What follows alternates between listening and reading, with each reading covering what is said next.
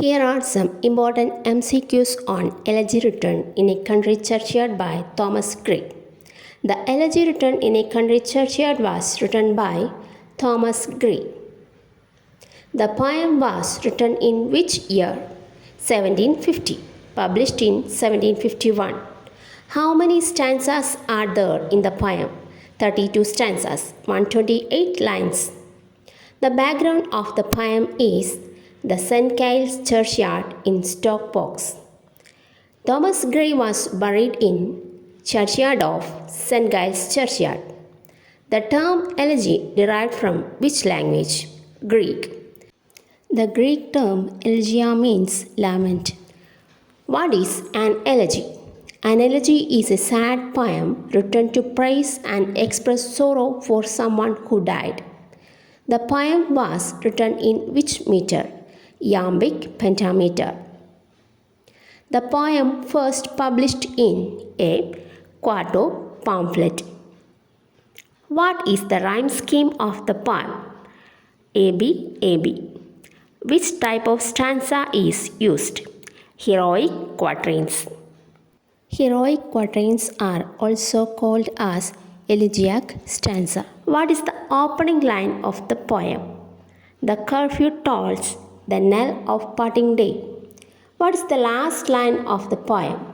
The bosom of his father and his God. Thomas Gray was educated at Eton and Cambridge. The word inevitable hours in the poem means the hour of death. The trees mentioned in the poem are the elm trees and yew tree. Who wrote the preface of the poem? Horace Walpole. The poem is inspired by the death of Richard West. The following poem came into my hand by accident. Who stated this?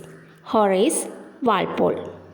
The poem was published by Robert Dodsley.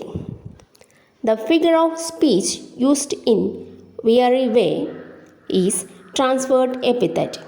The animal mentioned in the third stanza is an owl. Who took the line from the poem as the title of his book? Thomas Hardy. Book Far from the Madding Crowd. The poem opens in which tone? Melancholic tone. How long did Thomas Gray work on this poem? 7 years. Who are the three figures mentioned in the poem? Hampden, Milton, and Oliver Cromwell.